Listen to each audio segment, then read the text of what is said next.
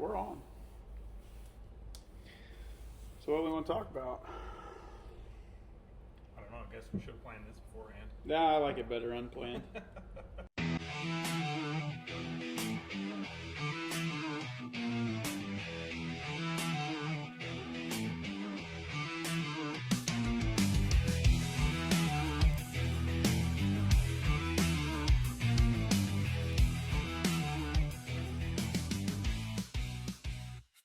About wrap of the semester.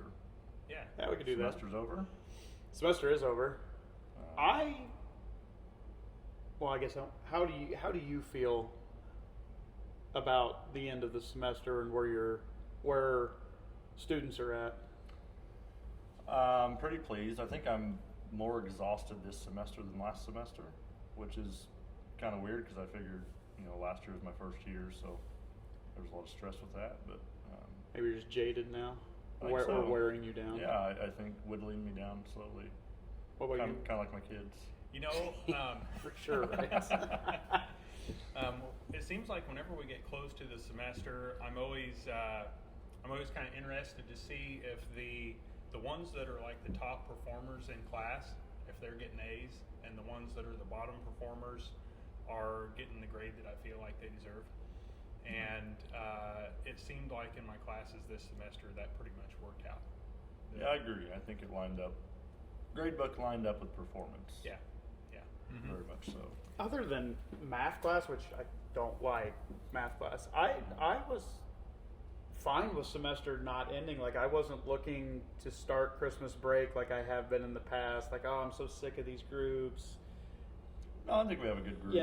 It's not that I was sick of them, but I was ready for a break from them, I guess, Yeah. if that makes sense. And I don't have that. The sophomores are a good group. There's some quirks group in there, there, but they're a yeah. great group.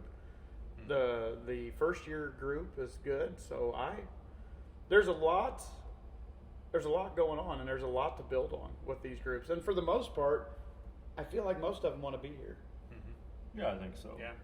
which is a nice change because I don't know I would have said that last year necessarily. Right. No, Right, I there think was- coming in last year, there was quite a few that were ready to be out of here Yeah. and be at work. Yeah. Yeah, which I get to. The point of it is to get out of here and go to work, but the point of it is also to make the most out of it while they're here. And it's nice whenever the group that's here is kind of thinking about that. Well, for me, I'm ready to get into a lab with the first year group. Like, Yeah, because I with think just I'll get math, that. I think that's a good group. We're going to test out and see where they're really at. I'm looking forward to getting into the engines and starting their engine theory with the small engines and just building up from there, like doing simple diagnostic work on simple 12-volt system. I'm looking forward to that. And I think the second year guys, I'm looking forward to them getting into year two's high level since I won't have them. That advanced electrical and diagnostics, and just see where they're truly at. I think it'll be nice. They're a good group. Yeah. I'm ready to hear the cursing. That's probably my favorite part. The cursing. When they finally find the bug. For sure. They've had hours of searching, and they're like, it was this the whole time. It was you. It was gonna me. Be like a personal thing. It's, Like it was you. I'm the problem. Well, Yeah. okay, I'm the let's talk problem. about that real, because that seems like that plagues us quite a bit. They end up looking for the bug, because I would love just everything that we had, that we can organically have these real life failures and issues, and honestly, we can't. Some things do happen, which is Right. great. Right. But a lot of times it can't. This equipment's too expensive just to go in and start hacking harness and all this other stuff. So Right. how? Because this program has done that. They did it when I was in here Right. forever, and I don't remember hunting for Alan's bug. I don't remember hunting for Brad's bug. It was, this has a failure. How do I figure out what that failure is? And was it simulate? I don't ever remember looking for a resistor or a cut wire or a switch. Right. They love those Easter eggs of the switches, don't they? Oh, absolutely. They just love that stuff. They're And like, oh, I found your switch. I'm like, that wasn't the point. I think it's instant gratification. Yeah. Like Yeah. They're wanting to get the job done as quickly as possible. So they kind of bypass, like, okay, what were the steps I really need to follow to find what was going on? Or what, like you said, we can't just go hacking harnesses. So we have to simulate the best we can. Right. And obviously, a break in a wire for us may be a pin that's unplugged. But so they just search for that. I think what's worked best for me over the years is the lab groups that are the quickest to start looking for what I've touched. What I say is, if you want to look for things that I've done, I'll give you things to look for. And so I'll add switches for random things that don't do anything or that cause another problem. And then pretty soon they're flipping switches, not having a clue what the switches actually do. And they're causing more problems than what they started with, Yep. which is actually somewhat of a realistic situation where you're trying to diagnose something and we've went a direction that we didn't need to, and now we start more problems. Maybe we've disconnected connectors or went to an area on the machine that we shouldn't have touched to start with. And so we actually end up causing more problems than what we initially had.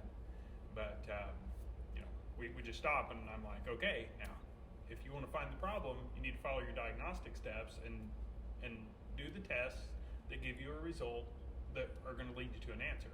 If you're looking over the machine for something that you think that I've touched, I'll give you stuff to look for, but it's just wasting everybody's time. It's wasting your time. It's wasting mine. Your job is to diagnose the problem. And I think on the other end of that, when something organically has like the 7330, and I don't know what, I'm guessing somebody was just back probing at one point, a fuse popped. Yeah. But my goodness, that was And that stumped that lab for a while. for a long time. And Yeah. and I remember Brad. Oh man, Brad, the KISS theory. I mean, he was all about that, keep it simple, stupid. I mean, it was just, exactly. he just beat that into us. And I remember going to a couple of, because the laboratories were like, man, I don't know. Like, they got the whole side of the tractor. It's all tore out. It's like those TikTok videos that you see. They've got this excavator all pulled, like everything's out of it, and there's a plastic cap on the negative post of the battery. Yep. That was the problem the whole time. Like, yeah, simple. Because a lot of times it is simple. And I try to teach these guys, endpoint diagnostics. We can start at the end, but we should always check the fuse first. Always. The simple It's stuff. The very simple simple. And if it's not there, then yeah, let's go to the end and we'll work our way back, and that's fine. Right, and if there's something that moves, if there's something that can be bumped, the stuff that sticks out in the way, Yep. Switches, stuff that's obvious, stuff that's easy for somebody to screw up. Yep. And Brent, I think you started this last year, and you kind of made a competition for these guys, and that seems to help. And last year, what I did was when some of them would find the bug that was kind of hard, and they spent a lot of time, and they had very emotional about it, I would let them rebug it, about the same way. And the buy-in I got from that, because they wouldn't tell a soul. Because at that point, it's like, well, I bugged it this time, and let's see if anybody else can figure it out. And it seemed like the labs would last longer. You didn't get because you guys know how it is. You set a lab up out here, and then everybody's watching. And They're like, oh, they had to get the floor jack out to do that one. So I better go ahead and get the floor jack out for that. Oh, but the best part is whenever I've changed the lab on it, because we've got to change them incrementally. When I've changed the lab and then somebody's going to get the floor jack or going to get some kind of tool that has nothing to do with what the problem is, and I'm like, guys, what are you doing? But you let them run with it for a little while. Well, sure, you Yeah. absolutely Yeah. let them run with it. I've got to make sure they're committed. Make sure they're committed, and then hey, what's going on here? But that seems like the biggest thing, the hurdle. Because even when I'm going to do this one in turf class, it's just small, it's just simple stuff, like simple turf common failures. Like take what you learned first semester, take all of the electrical, shop skills. We don't do a lot with hydraulics because just on this equipment until you start talking about compacts, there's not much on hydraulics. And I could do a couple bugs in the 1025 to simulate that, but they get that fluke meter out, and they like to probe stuff. They They love stick the that probes, places. and I'm like, it goes beyond voltage, guys. Like, yeah, you could see if the battery's dead, and does it have 12 volts? Does it have 12 volts when I turn the key? But that's, you know more than that. Why are you starting out with, and then they're like staying there, they're like, well, this has got 12 volts, and this has 12 volts, and this has 12 volts. Okay. You realize when you're doing that and then touching a ground point, you're creating that, you're making that circuit. Yep. When you touch the leads, of course you're going to have 12 volts, but when you pull it off and go to start it, you probably really don't have. Yep. I don't know how. It is a nice check to see too, to like check in with you and be like, well, how are they doing on schematics for this or that? Because then I can reflect back on, okay, how well did the class do for Sure. me? Because I mean, it's no secret, all these classes build on top of each other. So. And I love when they say, well, we never discussed that. Yes, you did. Yes, you did. I know you did. We may have discussed it, they may not have been listening. Well, that's a whole Facebook nother- Marketplace has probably gotten in the way Yeah. from that. Yeah, Facebook Marketplace. Yes. Yeah, I don't know. If there's a better way, I would love to know what it is. Because again, when we don't, like if it has just a generic issue, boy, that can take so much class time. You're like, well, yeah, but that's more realistic. Well, yeah, but there's other stuff that we need to go through. So while organically having failures that you have no idea what to do is great, You don't know how to lead them though, that's the issue. you don't know how to I lead had them. And Right. a group last semester on that 6R with that, and ended up being the cab controller, and they spent a lot of time. oh, that's 6. Ooh.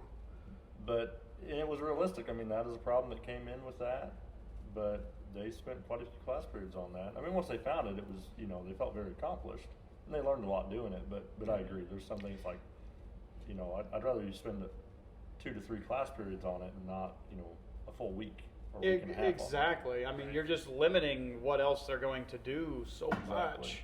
Right, and part of our goal with this is to help them get comfortable with the diagnostic process. So Right.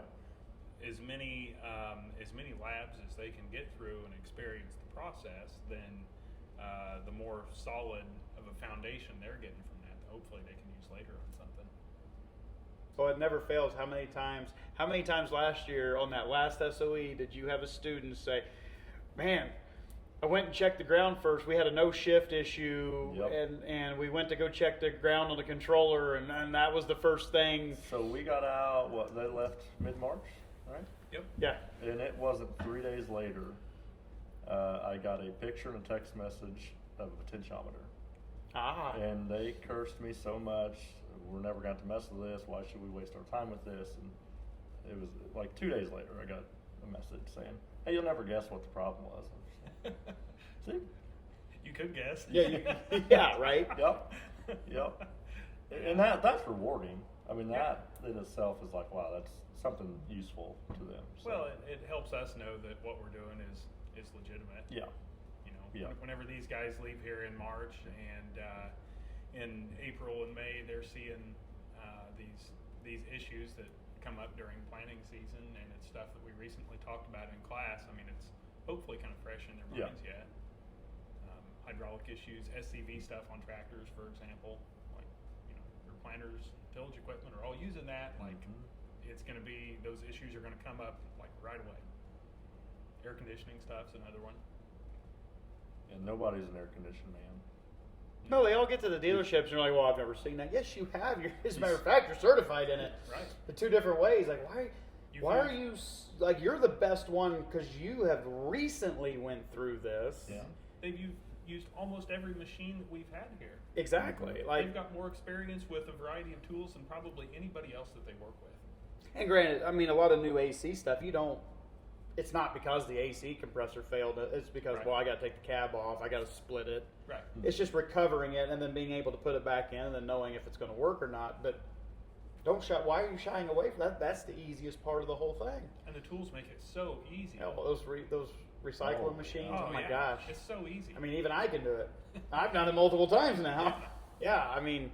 It's so easy. If you know what the terminology is, you find the button that has that name on it. Exactly. That's literally about it.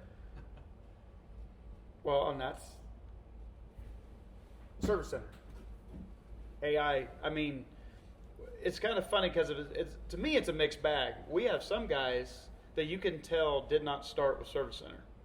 Oh yeah, we've got some, I think. And they're very anti, Yeah. but then you have the other spectrum of the guys that have only used and they hate the old. Yep.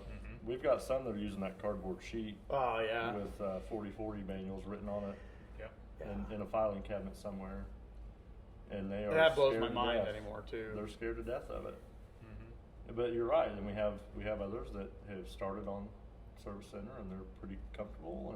And when it works, man, does it work well? The AI tool and all of that integration. I think Service Center as a whole, when it's polished up, will be a really good Yeah, tool. I agree. There's a lot of really neat attributes in it. It's not perfect right now, but let's be realistic. Service Advisor wasn't either. No, No. still isn't. It's still and it's not. been out a long time, and Right. it still isn't. It's but still not, but it's gotten better. But the tools that are there, the functionality is pretty impressive. It's pretty impressive. well, it makes a student out of our program shine that much more. Yeah. Because they have been taking the time and shown the Right. ins and outs. How do we use it? Right. And when it doesn't work, well, how can I sidestep it to get where I need to go? Yep. Where I mean, unless there's a guy at a dealership that knows that application that great, who do you ask? Right. You don't. You end up You don't. guessing, and you hope Right. you get it right, Yeah. Mm-hmm. and you hope it doesn't cause a failure. But yeah, I don't know. It's exciting. It's you would think, and it does. I won't say that all the new technology isn't making it easier for somebody without experience to have tremendous success. But man, if there's no foundation there, No, and it's speeding these guys up at a minimum. it So is doing that for my, sure. My software classes, before it was kind of a seek and find and service advisor, and there was a search function, but it wasn't the best. And now you can take all those questions and throw it into that, and it is like right then. Right. It's on. Yeah. So, which is fine. As long as they're finding the information they need to find, I'm satisfied, and that just gives us more time out in the shop to hook up with EDLs and make connections as equipment. Right. Something that I've thought has been interesting over the years is students will like using their phones so much, Mhm. but yet they will be so resistant to looking on the computer Yep. for something. Yeah. If they would make a service center application functional on the phone, they'd be on all day, no problem. Yeah, but how they'd have to split screen it, because how can they Well, get on all the other stuff that they're wasting their time on You gotta- and do the stuff you they should gotta be doing? Hook up right to get marketplace, when they're Yeah, waiting we've on gotta something. When you have dual marketplace on screen, half the Yeah. screen. Yeah, so they can multitask, because they're such good multitaskers. Sure, Yeah, sure. yes, so good. Just ask them. Just ask them; they'll tell you. Yeah. I Yeah. saw a statistic one time that, long story short, men can't multitask, and I think we can probably all attest to that. Versus our wives, they can multitask much more. Yeah, I'm glad my wife can, because between the kids' stuff and work and Yeah.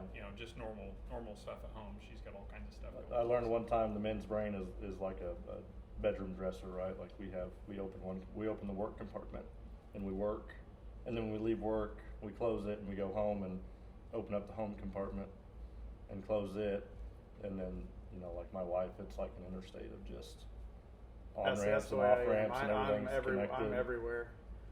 I come here and I think about here, and then I leave here and think about something else.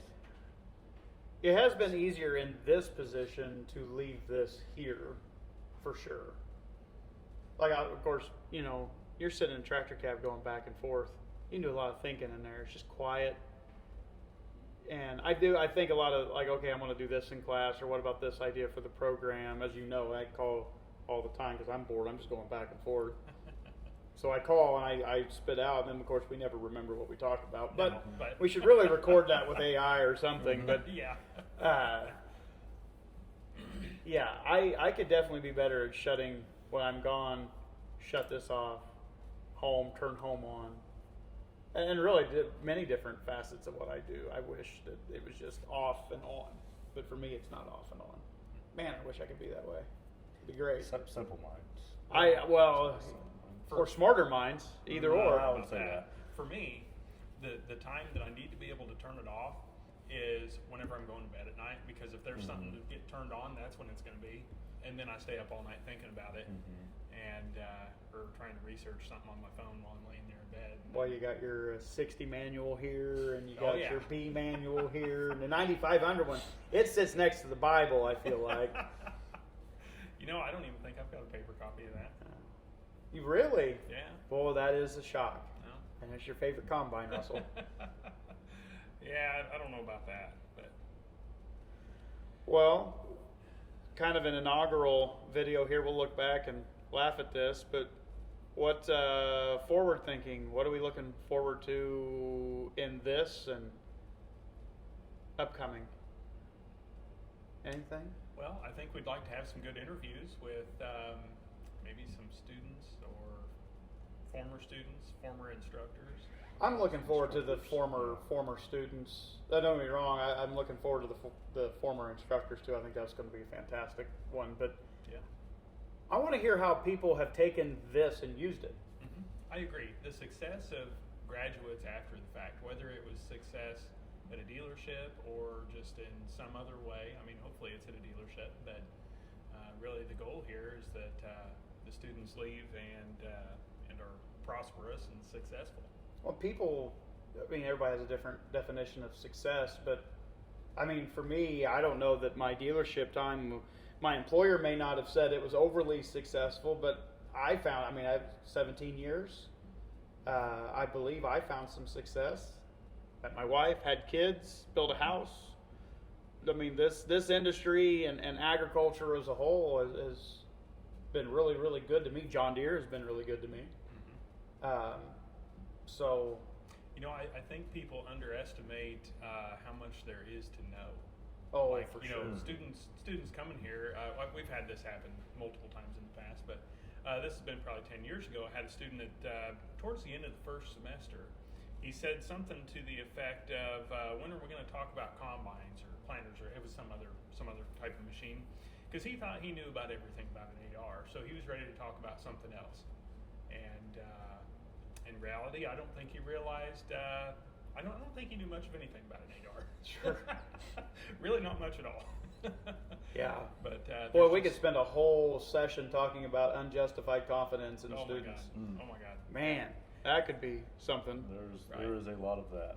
Ooh. And then in the same room, you will have the exact opposite. The ones who have done some things, but yet they won't actually own up to any of it. Yeah. They're still nervous to even mention Sure. it. Yeah. Like you've got such a range of. And then we see it in the lab. Oh yeah. Right. Yeah. Yeah.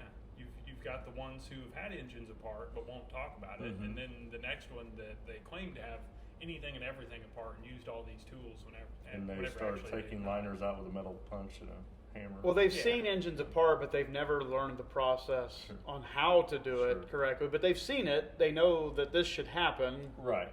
but they don't understand the correct process, which really is what, as something like what we do, that's what we're teaching. Right. Right. If you're working for a professional as a professional with professional hourly rates, Right. I expect you to do it the correct way, because if you're not going to do it the correct way, I could do it the incorrect way. Right. You can always find a bigger hammer. Sure. Right. Bigger punch. Yeah. Yeah, we're dealing with the foundation that everything is built on, that their experience later is built on. Without that foundation first, then we're trying to learn that stuff as we go, and we're screwing things up throughout that time. Yeah. Without something like this, without some kind of foundation, we're kind of winging it. Well, it's crazy. Like, I can remember my time here. There's still things that to this day, electrical, for me, I learned it pretty much all here. And I use it all the time still, whether it's for something agriculture related, whether it's for my vehicle or whatever have you. I use it all the time. I got that right here. Yeah. How combines and planters actually should work. Like, you know that it should put seed in the ground at a metered pace. That's about the extent that I knew coming in here. I didn't know how or why or what component did what. You know, I took that with me all the way till now, and I still continue to learn about it. So, Right. You know, I think the fact of continuing to learn and being willing and ambitious to learn A lot of them forget about that too. That like just because you leave here, I mean, this was the foundation. The expectation is that you take that and continue. I think that's a common misconception about a program like this. Right. We don't Well, go to school. it's ever and changing, stop. right? I mean, Yeah. It always changes. when we're setting up labs, every year it's different. Mhm. Every piece of equipment comes in, it's a little bit different. And you can't do the same labs you did 10 years ago. No. They won't work. There's several programs that do. Sure, sure. But I mean, you shouldn't be trying to stay current, right? I mean, we get new equipment every year, and The technology changes all the Yeah, time. all And the what time. powers it changes it all the time. yeah, I think that's what I'm looking forward to, though, is listening to other people that have went through this program.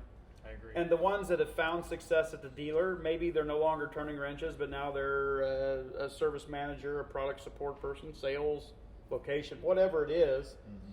How did this jumpstart that looking back? Because you really don't understand what you have right when you're going through it. It's Right. the after Right. and reflection on it. So talk to some of these guys that are a few years out and just see where it took them. I think I can't wait to have some people on here yeah. that have graduated it and just see where it took them. Yeah. Hopefully still at a dealer. Right. I know there's several that aren't, Right. and I'm willing to bet they're still doing something with it. Yep. Yep. They're So- taking the foundation that they learned here, and it can be used for so many different things. Yeah.